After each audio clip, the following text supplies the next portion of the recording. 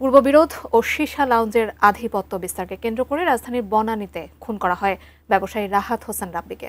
এ হত্যায় সরাসরি জড়িত দুজনকে গ্রেপ্তারের পর এমন তথ্যই জানিয়েছে র্যাব।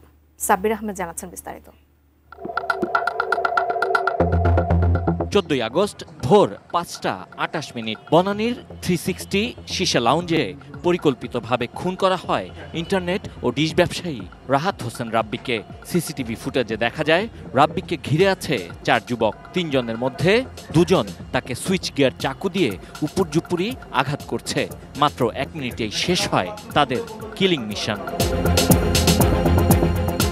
রাব্বি হত্যায় সরাসরি অংশ নেয়া হামজা ও মুন্নাকে কুমিল্লার বরুড়া এলাকা থেকে গ্রেপ্তার করেছে র্যাব 1। সংস্থাটির প্রধান কার্যালয়ে গ্রেপ্তারের পর তাদের হাজির করা হয়। তাদের দেয়া তথ্যের ভিত্তিতে মোহাম্মদপুর থেকে হত্যায় ব্যবহৃত সুইচ গিয়ার চাকুও উদ্ধার করা হয়েছে।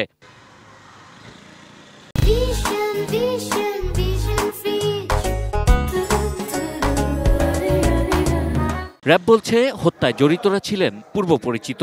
তারা প্রায়ই এই সীসা লাউঞ্জে যেতেন। সিসিটিভি ফুটেজে দেখা যায় হামজা সরাসরি ছুরিকাঘাত করছিলেন এবং মুন্না এবং হামজা হচ্ছে বেসিক্যালি একটু বখাটের ধরনের। তারা বেকার যুবক, তো তারা নিয়মিত সীসা লাউঞ্জে যেত এবং রাহাতকে তারা বড় ভাই বলে সম্বোধন করত।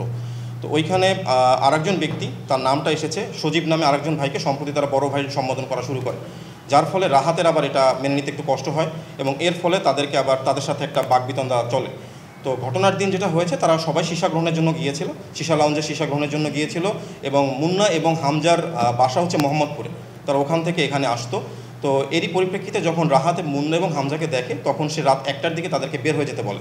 তো তারা বের হয়ে না গিয়ে অন্য কোথাও আত্মগোপন করেছিল ওই সীসা লাউঞ্জের ভিতরে।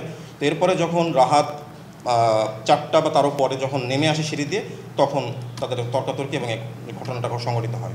মাদকদ্রব্য নিয়ন্ত্রণ আইন অনুযায়ী সীসা বারগুলো অবৈধ, কিন্তু প্রশাসনের নাকের ডগায় সেই অবৈধ সীসা বার সারা রাত কিভাবে খোলা থাকে। তাদের যে ব্যবসা, সেই ব্যবসার পারমিশন আছে কিনা সেগুলো দেখতে হবে এবং এর জন্য আমাদের মাদকদ্রব্য নিয়ন্ত্রণ অধিদপ্তরের সাথে সমন্বয়পূর্বক আমরা ইনশাআল্লাহ এর ভিতরে অভিযানে যাব। 360 লাউঞ্জের মালিক ইব্রাহিম খলিলুল্লাহ সহ বাকি আসামিদের গ্রেপ্তারে অভিযান চলছে।